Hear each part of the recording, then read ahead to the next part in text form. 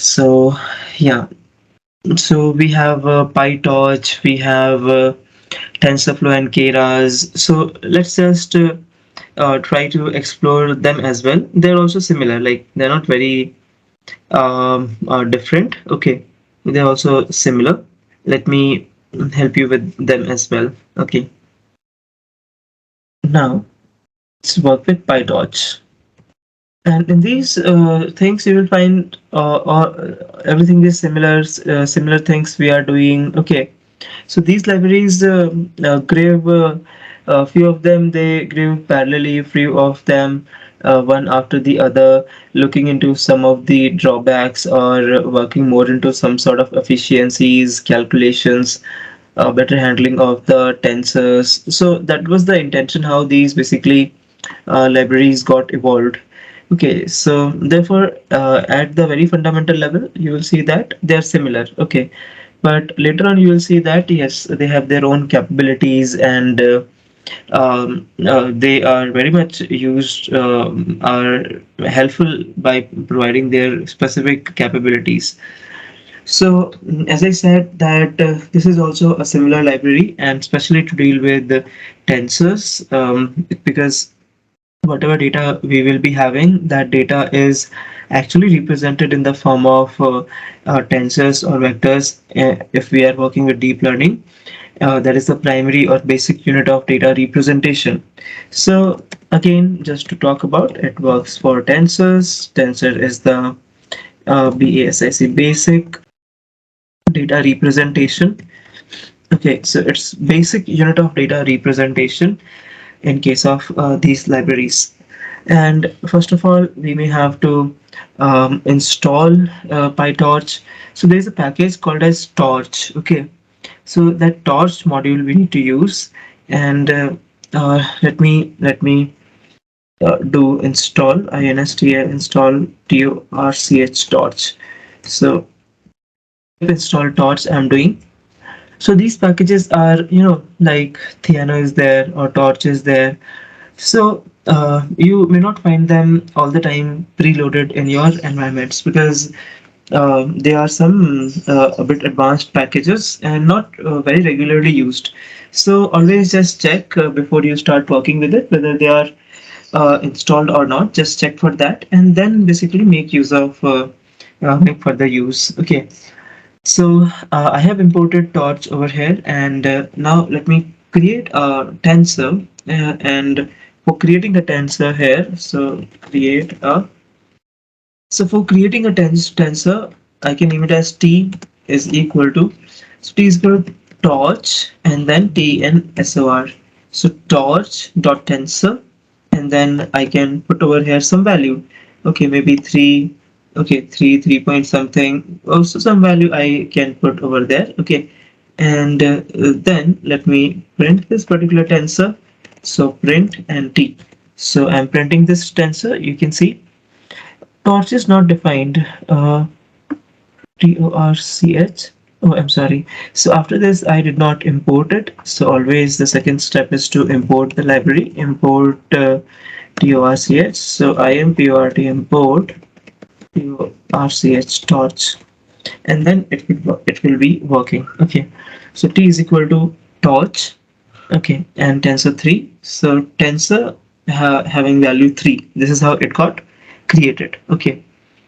Now, in Python, you must have experienced that many a times the numbers are represented by 3 point, 5 point. So they are short form of 3.0. Okay, they are just a short form of 3.0. Okay, so don't get confused on that. That is nothing new representation. It is just a short form of 3.0.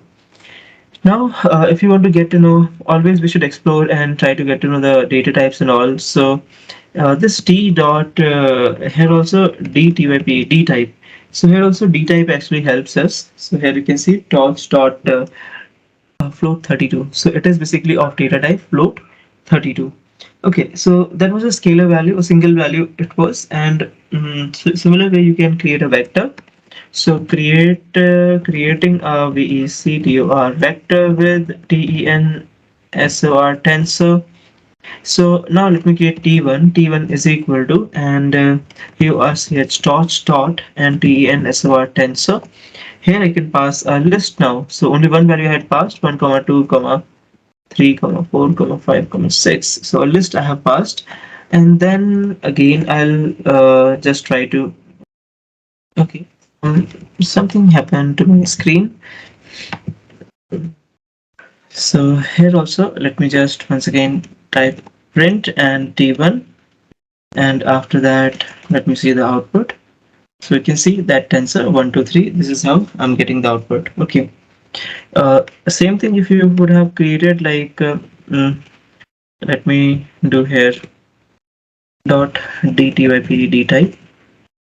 So this is int, right?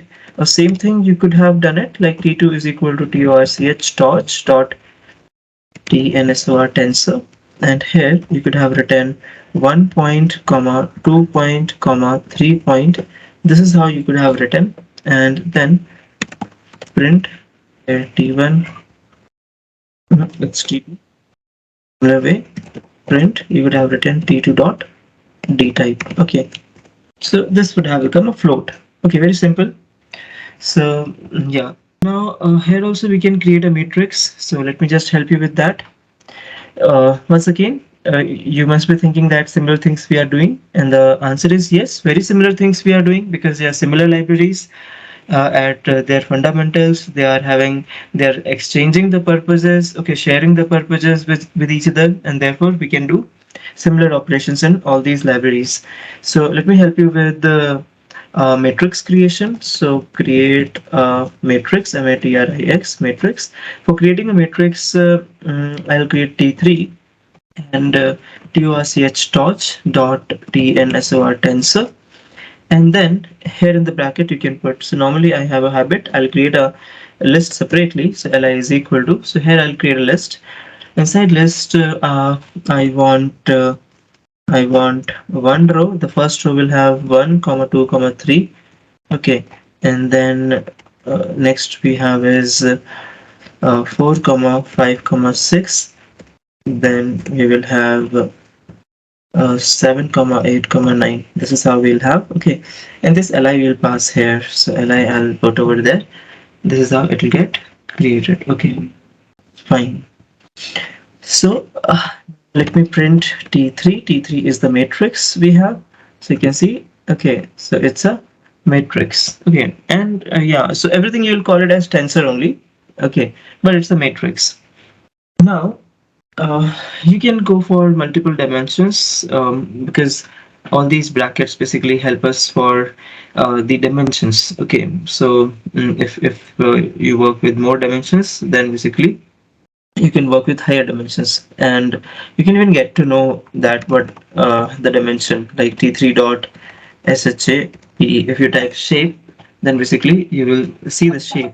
So you can see that two brackets I have put already, and then third bracket, inside that I'm putting numbers 1 comma 2 comma 3. Okay, so these brackets basically help us to come up with higher dimensions than 4 comma 5 comma 6. So only this much I'll do, and now I'll put it into t4. T4 is equal to torch dot tensor tensor, and inside it I can just put li, and then print t4, and after that print t4 dot dtyp type. This is what we'll get here. So you can see that it's d type, and then print t4 dot shap shape. So you can see that three dimensions are there, 1 comma 2 comma 3. Okay, so the last 2 and 3 shows those two things, 2 rows and 3 columns, and the first one says that inside the outermost brackets there is only one row. Okay, so and that particular row contains 2 by 3 ka matrix. That is how it basically is there. Fine. Okay, now so what else can we do is let's do some sort of more operations on them. Okay, uh, hmm. So let me create some more tensors. T4 we have created. T5 is equal to torch dot tensor tensor, and I'll just put a single value into it. Let's say I'm putting one value inside it. Similar way, I can have T6, and T6 is equal to torch dot tensor tensor, and inside the bracket I can put here I can put, let's say, for this value. Okay, so any value you can put, and then we have T, let's say T7. Okay, so T7 is equal to, so multiple tensors I have created, tensor, and I have 7 point this. Okay, now some spelling, yeah, here, tensor. So three tensors I have created, right? So you can just see T5, T6, and T7. These are the three tensors. Okay. So if I try to basically do a multiplication like T5 into T6, okay, what output do we get? So it's 1 into 4. Okay, we're getting output like this. And let's say if I want T5 into T6, and then I want to add T7 into it. Okay, so 4 plus 7, okay, it gives me 11. So these kind of operations are possible. Okay, probably you can store them into a you can store them into a particular variable and then utilize it. Okay, moving further now. We can have image data. So what do you want? Like, we are how image data can be represented in the form of numbers. Okay, so I had shown you that, and exactly same way, your image data will be displayed in the form of numbers. Okay, exactly same way. So here we had seen that thing. So let me open up that again. So here you can see that this piece of code, I'll bring it back for you, and we will then transform that into tensor, a PyTorch tensor. So this library we had to install, we've installed below. So let me just bring back this into that particular notebook. So let me take some cells from here. So this one, this one, uh, and so here, yeah, so here we had converted it. This one, okay. So copy cells, and let me put those cells over here. Yeah. So here I have I did paste those things. Let me upload the file, image file. The image file was, yeah, so here we had image file, I think. This is some image. So this is a code I have written. Let me take this file only, and let me just copy the path and put it over here.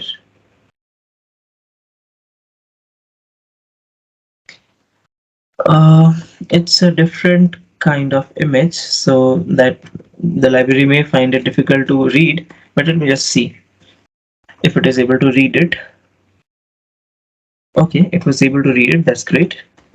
And so here basically you can see that that particular image is being shown, is represented in the form of numpy array, right? So this is the image which is now represented in the form of numpy array. Now we can utilize this numpy array and create a tensor of torch. Okay, so how can we do that? This program is same which we did just like some time back. So now what I will do is I will create a let's say img tensor is equal to torch tensor. Inside this I can pass that uh, no, I'll use this thing, a function over here, from numpy. Okay, from numpy, let me get the suggestion. So torch dot, yeah, so from numpy here I will pass uh, imgarr. So imgarr I'll pass over here. So imgarr, that array I'm passing. And now img, okay, it's img, I'm sorry here. imgarr. So I'm passing that. And now let me show you print imgtensor tensor. Okay, what is img tensor? So you can see this is the same data has come over here. Okay, the same data has come over here. And if you see that print and typ type like img tensor dot d typ type, so it is coming to as uh, unsigned integer. Okay, right? So we can get the images represented in the form of tensor numpy array. That is possible. Okay, sir, got it. Yeah. So Thank you. yeah, pleasure. Yeah. So once we have the whole of the data set available, then basically all the data gets converted this way only. The way we are able to see the representation. And if you see my image, that image was having all the black colors at the bottom. So probably these values are representing, the below values are representing same 2222 matrix values. They must be displaying the black color because it was having very limited number of colors, this particular image. Okay, so this is PyTorch, okay, where again we can handle the data in the form of vectors, which are called as tensors over here. They can be, there could be a single value scalar, or it would go beyond it, and while going beyond, it will actually go to two-dimensional matrix or multi-dimensional matrix. That is how it can go on.